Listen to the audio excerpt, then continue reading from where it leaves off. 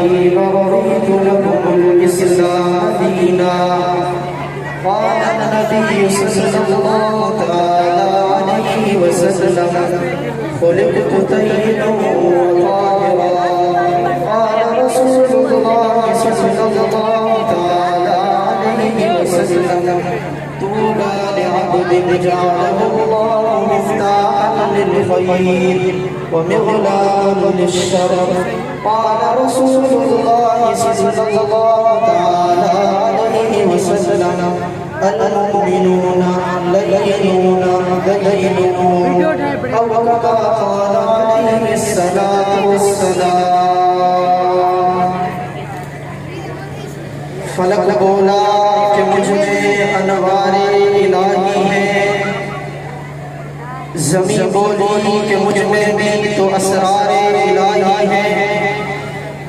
فلک بولا ستاروں سے مزین میرا سینہ ہے، زمین بولی کہ مجھ میں بھی طور اور مکہ مدینہ ہے. فلک بولا کہ مجھ پر چاند کتنا نور والا ہے، زمین بولی کہ مجھ پر بھی ایک کالی کالی والا ہے. فلک بولا کہ مجھ پر فرشتے باصفا ہوں گے، زمین بولی کہ مجھ پر بھی شہید کربلا ہوں گے. فلک بولا کہ مجھ پر سید لولاد آیا تھا، زمین بولی کہ اول وسیع نے قدم مجھ پر ٹکایا تھا. جو سوچ کر آئی کا مالک ہو ایسے سردار کا کیا فائدہ، جو غیر آگے جھک جائے سر پر ایسی دستار کا کیا فائدہ، جو صرف نمائش کی خاطر ایسے ہتھیار کا کیا فائدہ، جو گھر میں چوری ہونے دے ایسے چوکیدار کا کیا فائدہ. انتہائی واجب الحترام برادران اسلام، زعماء ملت، مشائخ عظام، اسلام کی زمینی منزلیاتی سرحدوں کے عظیم محافظوں، اور آج کی اس بابت پر محفل کے باس آدھا جیالو بیس قدر محفل سجانے پر میں بے محسن اور مہربان حضرت سید قاری عطا اللہ عباسی حفظہ اللہ تعالی من کل شر فی الدارین کو دل سے مبارکباد پیش کرتا ہوں. اسٹیج پر موجود سفیر بھٹائی، وکیل بھٹائی، امین بھٹائی، شہباز بھٹائی، حضرت شاہ عبداللطیف بھٹائی رحمت اللہ علیہ کے عزیز سپور حضرت مولانا اسد اللہ کھوڑو حفظہ اللہ تعالی من کل شر فی الدارین کا تفصیلی بیان ہوگا. لیکن آپ کے سوئے ہوئے جذبے مجھے بتا رہے ہیں کہ آپ بالکل سو چکے ہیں اور آپ کا معاملہ اسلام والا ہے. ایک عالم دین تھے، وہ بیان کر رہے تھے، جلسے کا عنوان تھا اسلام زندہ باد. مولوی صاحب نے چلتے چلتے کہا کہ افسوس اسلام ہم سے دور ہے، تو سننے والوں میں ایک ایسا سکھا تھا اس کا نام بھی اسلام تھا.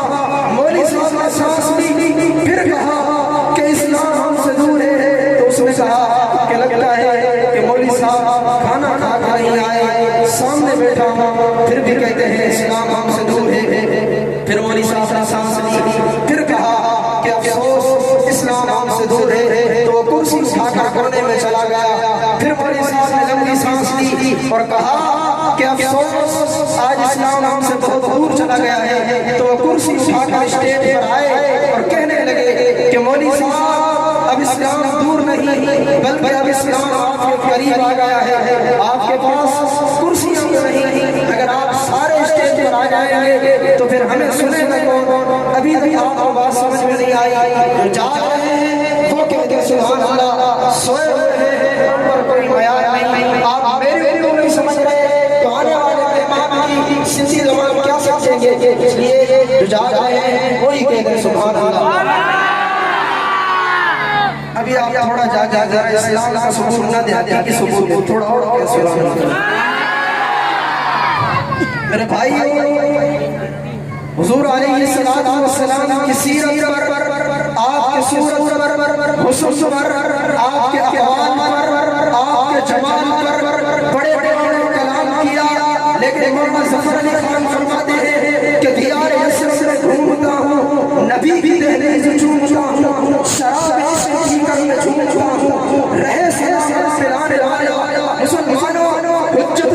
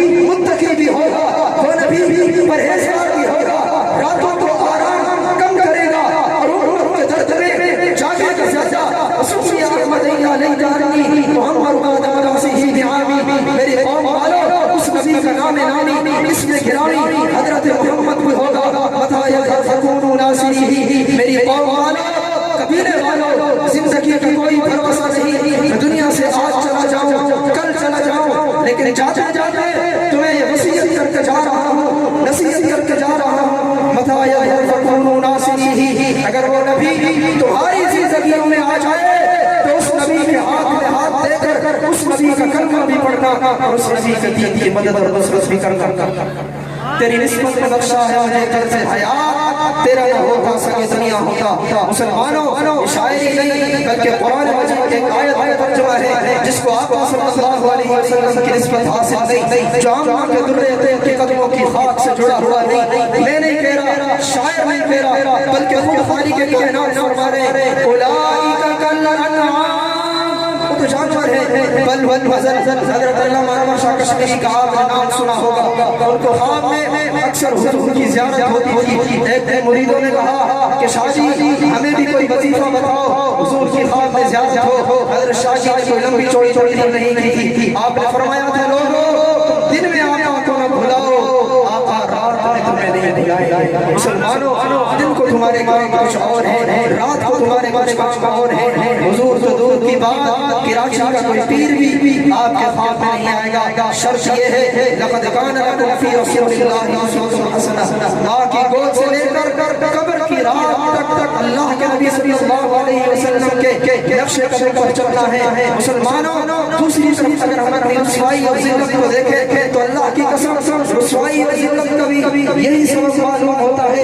دنیا سے محبت, ابو داؤد کی حدیث سے آپ نے دل پر ہاتھ رکھا, میں وہ حدیث پڑھنے جا رہا ہوں, یوں لگ رہا ہے جیسے اللہ کے نبی صلی اللہ علیہ وسلم نے اس دور کے لیے وہ حدیث پڑھی تھی. فلسطین پر ایک گھنٹہ تقریر کرنے کی ضرورت نہیں, صرف آپ نے یہی حدیث سنی. اللہ کی قسم آپ کو فلسطین کے حالات سمجھ میں آ جائیں گے. دل پر نبی آمنہ کے لال نے فرمایا, ابو داؤد کی حدیث سے حضرت سودا فرماتے ہیں حضور نے فرمایا یوشک الامم ان تداعى علیکم کما تداعى العقلۃ الی قسمتها. صحابہ وقت دور نہیں جب دنیا کی ساری طاقتیں, جب دنیا کا سارا کفر تمہارے اوپر ایسے ٹوٹ پڑے گا جیسے لوگ دسترخوان پر ٹوٹ پڑتے ہیں. مسلمانوں دل کے کانوں سے یہ صدا اور اعلان اور پیغام سننا.